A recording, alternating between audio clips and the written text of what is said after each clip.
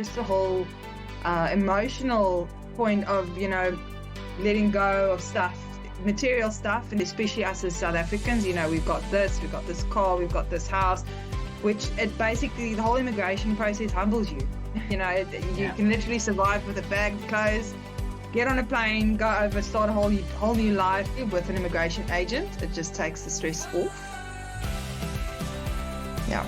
So we were already in our heads starting to say, okay, you know what, we'll take this or we'll leave this and we'll do this and we'll fly together and, So we had all these grand plans and we were like, oh hell, this is real. And we all woke up, we were freaking out. The interim changed jobs because the company that he came through with closed down. We had a lot of friends and family being like, hey, but the grass isn't greener on the other side.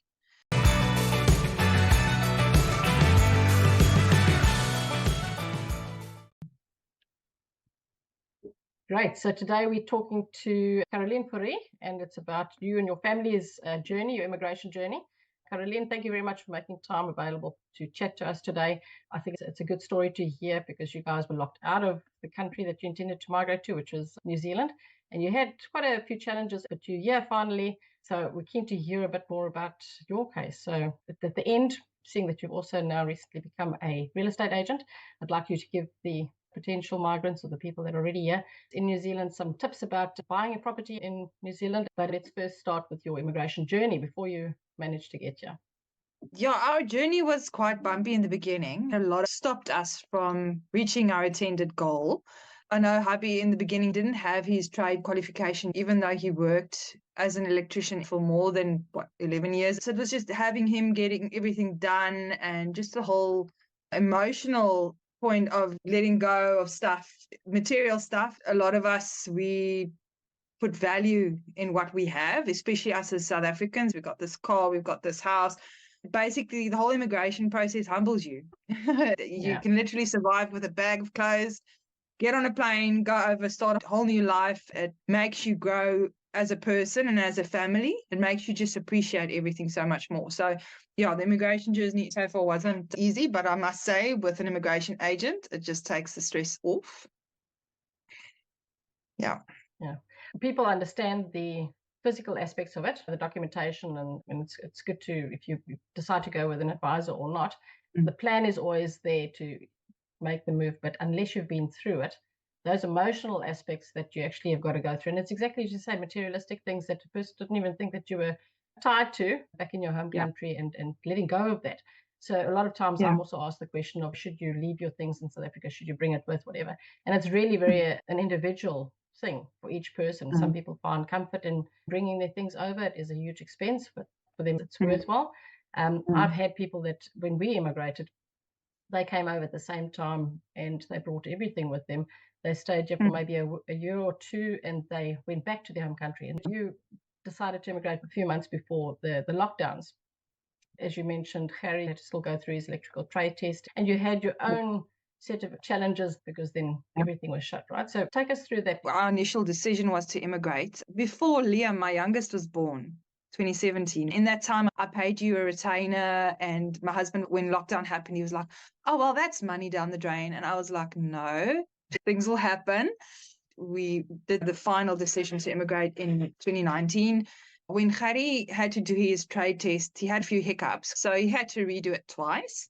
Okay. Even when he passed, he didn't receive the Red Seal certificate. They started with all of these reasons why they couldn't issue him his certificate.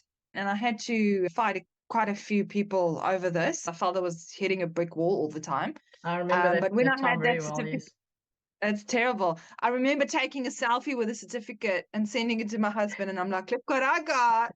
Letitia helped us. I filled all the forms and sent it onto the portal, and she did the rest. With the time zones being different, South Africa to New Zealand, you either have to get up very early or stay up very late just to get in touch with the right people. Yes. You don't always get a hold of them immediately. You have to stay on the line, and it costs quite a lot of money to phone. So I just felt Letitia knows what she does, and it was sorted in no time, which was great. Wonderful. So during the border closure, you were able to still progress, which is really good because even people in New Zealand weren't able to lodge residence applications, etc. So you were in full swing then. Letitia helped you with registration. So you finally got your trade certificate, you got your EW certificate, and then Harry got the job offer. And in that time, the immigration instructions had changed again from prior to the border closure to after the border closure.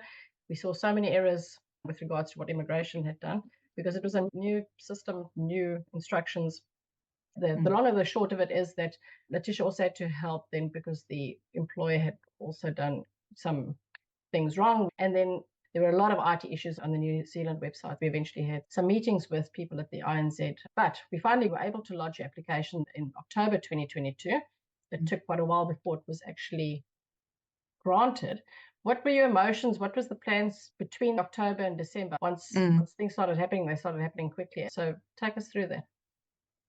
They did. It was quite a bit of a rush. I think we were emotionally prepared with the fact that we decided on immigrating before my youngest's birth. And so we were already in our heads starting to say, okay, you know what, we'll take this or we'll leave this and we'll do this and we'll fly together. We had all these grand plans. And when Harry got the job offer in September, we had 4 months. They told us, look, you've got 4 months. You need to be in New Zealand by December. We were like, oh, hell, this is real. We had the house in the market. I didn't market it myself. I just felt I'm not going to put that stress on myself because this whole process is stressful enough. Luckily, there was one agency that had a buyer. Took a while. We just started having yard sales. We sold stuff every weekend. We lived like squatters in the house because we slept on blow-up mattresses, minimal stuff. We had a few stuff that we wanted to bring along, but it was mainly sentimental, baby blankies, stuff from the kids that I don't want to just give away, that we put in boxes, some of Harry's tools, and that wasn't much. I think that was about 6 cubes. We had a shared container that we used, and that didn't cost us that much. I think it was 30,000 at the end of the day. And I mean, the stuff that we brought along, it makes home, which is great. We got rid of all the excess stuff, sold the one vehicle. We had one car that we drove with until literally the day before we flew, and I just dropped that off at the dealership. So our initial plan, as I said, was to fly together, but that would have been subject to all of the visas being approved at the same time. Yeah. A friend who's a travel agent booked Harry's flight because he had his visa approved. His flight landed, I think, a day before he started work. And funny enough, the day that Harry was scheduled to fly, our visas were approved, me and the kids. And we were like, oh, damn. And then our flights were only scheduled for the week thereafter. So he had to come to New Zealand and he had to do everything himself. He landed in Auckland. He had to Uber to an Airbnb, which I arranged for him beforehand with a lovely Russian couple. And then from there, he walked from garage to garage, dealership to dealership, just checking for cars on sale. He had to set up home. He had to find a rental, pay bond, get all the little knickknacks that we needed, fridge, washing machine. So by the time me and the kids landed, he was set with a car. He had the house set up. He had a cupboard full of groceries already set up. Everything was done. And I was so surprised. I was like, hell, who are you? I think that opened his eyes as to what he's capable of. He came over not knowing anybody, just getting to know a few people whilst navigating the whole new country. Yeah. And then when we landed as well, I think me and the boys slept almost 2 days straight. I remember the first night that we were settled in, I felt the ground shaking a bit. There was a little bit of an earthquake. Sleeping on an air mattress in a stilted rental, you could feel the movement. And I was like, what? And we all woke up. We were freaking out. I haven't felt one since, though, FYI. So you were in Tauranga at that time? Yes. Okay. We lived in Gate Par, which according to a lot of people isn't that good, but we haven't had issues, to be honest. The people were very nice. The neighbors were very nice. Harry started his work. Everything went well. He started training, started building up his hours for his EWRB. We settled in. The kids started school in February because the schools start in February, which is weird. I've got a graphic design company that I used to run from South Africa.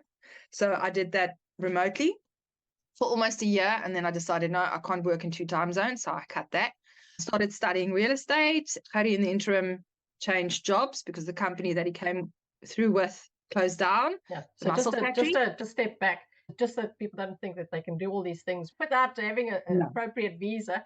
You need to have the appropriate visa. So you were very fortunate in that there was a slim opportunity for us to apply. That she reached out to you and said, you can apply for residence before you landed in New Zealand, the visas were granted. That was really good because it gave from really struggling to get to a point, and then all of a sudden things just happened. Everything happened, and you were able to get residence as well, which is really good. So yeah, it's amazing. I just want to put that in perspective, that people don't think that they can do all these things without having the appropriate visa. But you guys were very fortunate in sense. Sorry to interrupt you, but we wouldn't have been able to have residency at this direct moment if it weren't with Auckland Immigration's assistance, because I didn't have time to think about stuff like that, never mind staying up to date with what's going on. And I would have missed that window, definitely, because I'm not clued up. I don't know. And that's why I'm grateful that I got to know you guys. And I know you, and I know Letitia, and I know the type of people you are, and you're very strict with paperwork. Like, everything needs to be in by this time, which I understood, and I tried my best and I did it.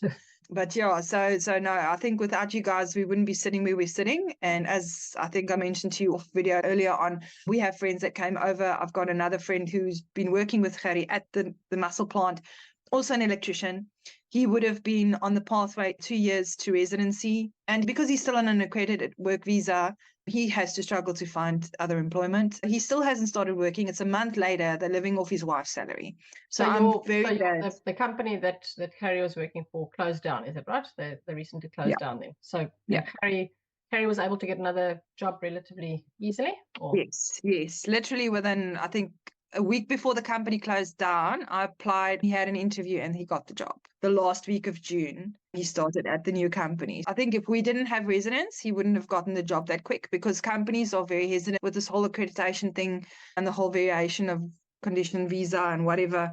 It just makes things overly difficult sometimes. One thing I always tell my clients as well is there's so many other perks to having residence sooner rather than later. And one of those is obviously the KiwiSaver, because as a work visa holder, you're not eligible for KiwiSaver, even although we see some employers give KiwiSaver to work visa holders. But that KiwiSaver does amount to quite a bit over a period. So if you can get residence 5 months before, there's no reason to delay it as such. But as a real estate agent, you can maybe give us a bit of information of how does that help a new migrant if they have KiwiSaver? Does it help them? Can you buy a home only once you've got residence? Do you have to have residence? Look, with being a migrant, if you're on a work visa, depending on the area and the land in question or the property in question that you'd like to purchase, there is certain instances where the Overseas Investment Act could come into play, but that's very rare. And it's only certain countries that are able to make use of that. So being an immigrant on a work visa, you wouldn't necessarily be able to initially purchase property. It'll be easier to be on residence and do that. Then also having residency, and I mean, out of my own experience as well, first coming into the country, having to just get used to the whole currency difference, because you look at stuff and it's like $20 for a bottle of shampoo or conditioner, and then you think, hey, this is 280 Rand or whatever. Currency is not reflective though, it's just an indication. So you have to start thinking from a saving point of view, and the fastest way to do that is, as Dominique said, get a KiwiSaver once you're in residence. Try and set the percentage deduction to as high as possible as you can. I know Gerrie did that with his. He did a 10% deduction, and his KiwiSaver has surpassed his pension that he got out in South Africa. We're not close to buying a house soon, but we know we still got quite a while to go. So just to put that in perspective, if you want to buy property, try and live as sparingly as you can, and try and put away as much money as you can, because at the end of the day, there are properties that you can buy without deposit, but that increases your interest rate and that increases your weekly mortgage payback, which isn't good. So yeah, best save up all you can. Living in New Zealand is expensive, but there's a lot of stuff that you could do for free. You're not going to have your life standard of South Africa where you splurge on stuff every weekend in the beginning, unless you're earning quite a lot of money. But other than that, try and live, conservatively. Yeah. So it's interesting that you mentioned that, because you do have thrift stores here, which a person can trust, like opportunity shops or op shops as they call it. We have second-hand goods where people donate goods. Fortunately, these days you've got Facebook Marketplace as well, but op shops is always a good opportunity to not necessarily spend a lot and splurge a lot. And as you said, You don't have to always be at the mall. You don't have to always spend money in the mall. You don't have to always be indoors, because there's so many activities that you can enjoy outdoors, and it's encouraged families to enjoy outdoors. And there's a lot of parks, a lot of walks. There is a lot of fun events that people can join without any payment. So I agree with you. It's my viewpoint as well, is to put the money in where it's actually going to work for you, such as the KiwiSaver. So you can use the KiwiSaver as part of a down payment in some instances. Is that right? Towards your first home? Yes. Okay, Yes. okay. They go through processes where you have to like fill in forms and go through all the motions, but essentially that is the best way to go if you want to save up for deposit for your home, invest it in your KiwiSaver. Whether you're going to use it for a home or not, that's good. I know there's a rule: if you do use your KiwiSaver to purchase property, you have to reside in that property yourself for I think it's the next year. So you wouldn't be able to buy investment property with your KiwiSaver as deposit, unfortunately. And rent it out, And new homes? Does it have to be a new home? A new home you can buy with your KiwiSaver, but once again, you have to live it in yourself. Okay. Yeah. There's a lot of new homes, but yes, it is something to get accustomed to, is the currency difference between South Africa and New Zealand. Maybe not so with people from the UK or the US as such. It's more favorable for them. But it's surprising to me that Harry's KiwiSaver has now surpassed the pension that he had, which shows you can start from the beginning again and actually surpass where you were previously in your home country, even although you are older and you're not necessarily in your early 20s starting work, etc., which is really good to hear, really, really refreshing to hear. Is there any advice you'd like to give to potential migrants? Anything that you can, from your personal experience and your personal viewpoint? You were mentioning in the beginning about getting rid of your materialistic things. So I think that was one part that you learned a lot. You've learned a lot more going through the whole process. Now, is there anything that you can leave with potential migrants? And this is not specifically necessarily for New Zealand, but just any migrant. I think it's very important that you and your husband or wife and the children are on the same page. Everybody needs to be prepared for what to expect or possibly expect. You can't dream of rainbows and unicorns and then you get here and it's not that, and then you get depressed and you want to go back. Because we decided from the get-go, we want to come over, but if we come over, it needs to result in residence because we don't want to go back. Look, we'll go back on holidays, maybe. Hubby's still a bit hesitant. He's like, nah, I don't want to go back. But I'll go back. I'll go and visit, but maybe in a year or two's time. Yeah, so it's just mentally preparing everybody being on the same page, just starting to get rid of all the excess, not only material stuff, but stuff that you would cling to emotionally, like your security blankets and the negative connotations. Like in South Africa, you can't go and walk outside unless you're living in Cape Town somewhere at night. Where here, when you get here, the whole switch flips. You basically more relaxed. You're safe. I've went and done little strolls like 5 a.m, and it's like pitch black outside with my headphones on, music blaring, and not a care in the world. So there's a lot you can look forward to when coming, but the main thing is be emotionally prepared. Make sure that you all are on the same page, because it is trying, it is difficult. There is a lot of stuff that happen, and then you're like, hey, but this isn't what we expected. For instance, with Harry being in a manufacturing type of industry, a lot of the times he had to work overtime. There wasn't as much of a family or how to say work-life balance as we liked. Yeah. But the weekends when he is off, we'd go to the beach. We'd go stroll in the park or something. So we'd have family time and proper family time, no digital devices and stuff like that. But yeah, I think it's just important being on the same page, cutting all the ties that you feel are negative. Because I know in the beginning when we said we wanted to come over, we had a lot of friends and family being like, hey, but the grass isn't greener on the other side. You're not going to be better off there. Grow where you're rooted, or what flower where you're rooted, that whole saying that they've got. And we were just like, no, we want to go. And we've never regretted it for a moment, but we're glad that we got residence. We're glad that I think by December this year, we can apply for PR, if I'm not mistaken. So we're en route and we're happy. We're settled. We're basically, this year, December, will be 2 years that we're in the country.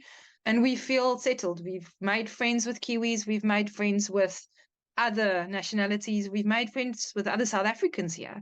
And I think it's all just about finding your place, not necessarily just with South Africans, but New Zealand is essentially a land made up of immigrants. It's people from all over the world. Yeah. And a certain stage in time, they were immigrants or their grandparents were immigrants. So everybody comes from that point, and everybody has that understanding, feeling a bit out of place. You'll find your place. It takes time, but you'll find your place. But just be prepared for change, because it is a massive change. And if your head is not right, you're not gonna do good. Excellent. Thank you very much, Karolien. Thank you so much for sharing your words of wisdom and your personal experience. We're really pleased that we could get you to this point, and looking forward to helping you with the next stages. Permanent residence, I think you're right. The first 2 years, we always say the first 2 years are probably the most demanding and challenging and toughest. So it's going so well already with you. It can only go better after those 2 years as well. So thank you very much for sharing your insights with us.